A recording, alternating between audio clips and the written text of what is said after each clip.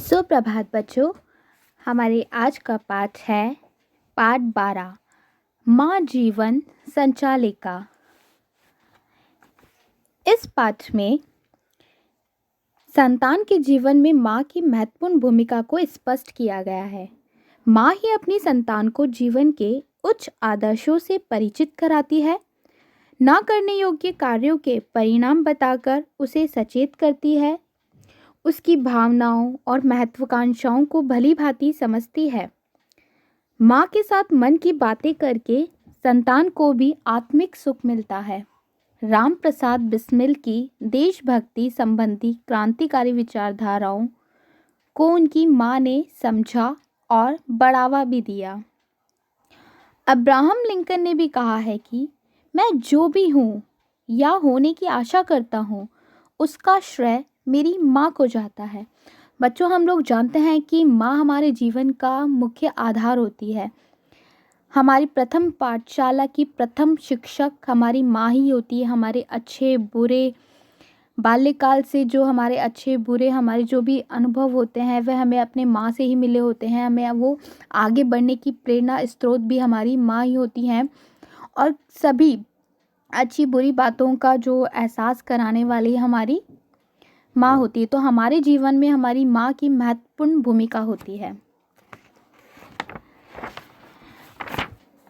सरफरोशी की तमन्ना अब हमारे दिल में है, देखना है जोर कितना बाजुए कातिल में है। वक्त आने दे बता देंगे तुझे ए आसमां, हम अभी से क्या बताएं क्या हमारे दिल में है।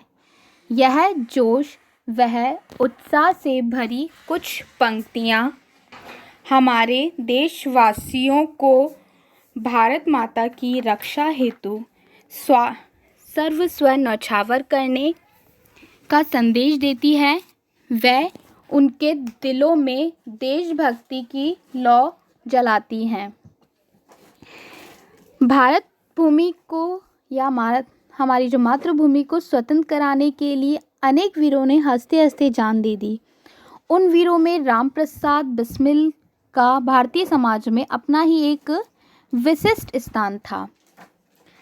कहते हैं राम प्रसाद बिस्मिल का जन्म 11 जून 1897 को शाहजपुर उत्तर प्रदेश में हुआ था। उनके पिता का नाम पंडित मुरलीधर था और माता का नाम श्रीमती मूलमती था। माता पिता दोनों ही भगवान श्री राम के परम भक्त थे। अतः बालक का नाम बड़े प्रेम से इसलिए राम प्रसाद रखा गया। बाल्यकाल से ही उनकी शिक्षा दीक्षा उनके लालन पोषण का बहुत ही ध्यान रखा जाता था। राम प्रसाद का बचपन से ही पढ़ाई में इतना ध्यान नहीं था, जबकि उनका सर्वस्व जो ध्यान था सब कुछ वो खेलने में अधिक था। वो खेलना उन्हें अधिक प्रिय था। उनके पिताजी बहुत ही क्रोधी स्वभाव के थे। पढ़ाई न करने पर वह अपने पुत्र को कभी कभी उन पर क्रोध भी करते थे, लेकिन इसके विपरीत उनकी जो माता थी वह सदैव उन्हें प्रेम से समझाती रहती थी। पिता ने बालक को हिंदी अक्षर ज्ञान करवाने के लिए विद्यालय भेजा और साथ ही साथ उर्दू सीखने के लिए भी उर्दू के स्कूल में दाखिला करवा दिया। इसके पीछे बहुत ही एक मनोरंजक घटना है जिसका वर्णन बिस्मिल जी ने आत्मकथा की खंड 1 में किया है। पिता ने बचपन से ही उन्हें पढ़ाने के लिए उन पर क्रोध किया, लेकिन माता हमेशा उन्हें प्रेम से समझाती थी। स्नेहवश उनकी माता ने उन्हें पढ़ने के लिए अंग्रेजी पढ़ने के लिए मिशन स्कूल भी भेजा।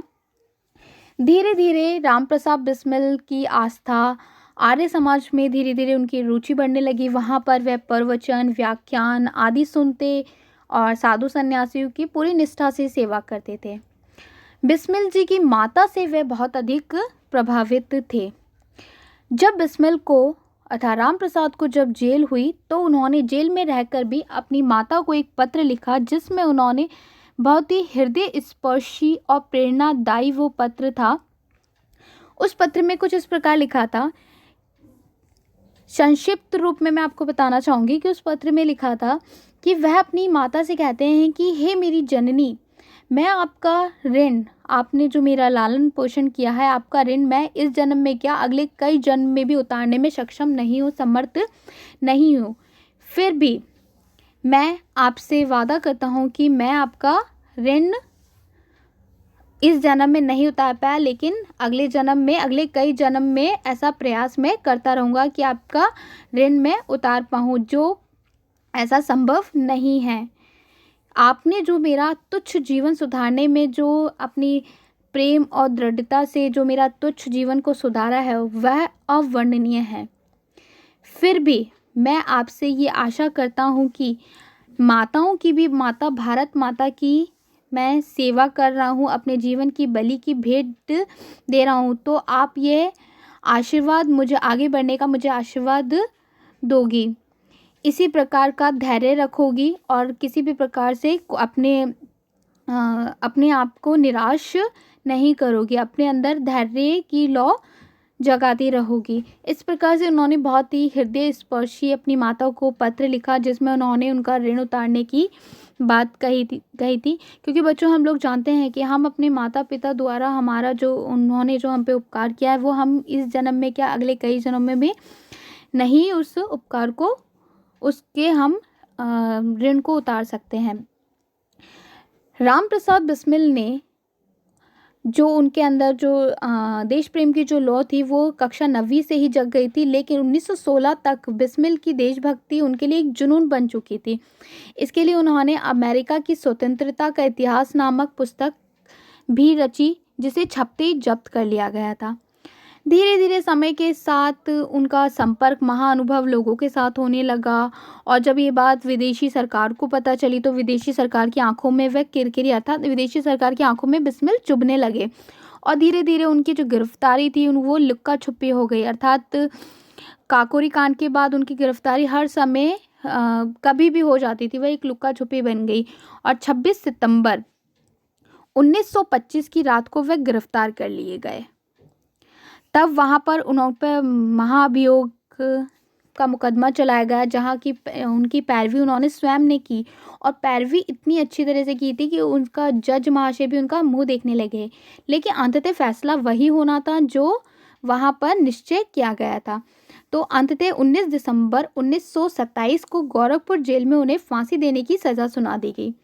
जब ये बात उनके पिताजी को पता चली, तो वह जानते थे कि उनकी माँ ये सदमा सहन नहीं कर पाएगी, तो वह उनकी माता को बिना बताए अकेले ही अपने पुत्र से अंतिम बार मिलने चले गए। वहाँ जाके देखते हैं कि उनकी माता पहले ही वहाँ पर उपस्थित थी, और पुत्र की आंखों में आंसू आने से पहले ही वह सिंह की तरह हुकार उठी, और उन्होंने कहा कि अगर तुम्हें इसी तरह रोना था तो इस और ध्यान क्यों लगाया। ऐसी बातें सुनकर बिस्मिल को फक्र हुआ अपनी माँ पर, और उन्होंने वह बहुत ही प्रसन्न हुए। अंततः वंदे मातरम और भारत माता की जय कहकर वह खुशी खुशी रामप्रसाद फांसी के फंदे पर झूल गए। इस वीर शहीद के स्मृति स्थल देवरिया जिले के बरहज नामक स्थान पर है, जिसके अंदर उनकी अस्थियों का कलश आज भी मौजूद है।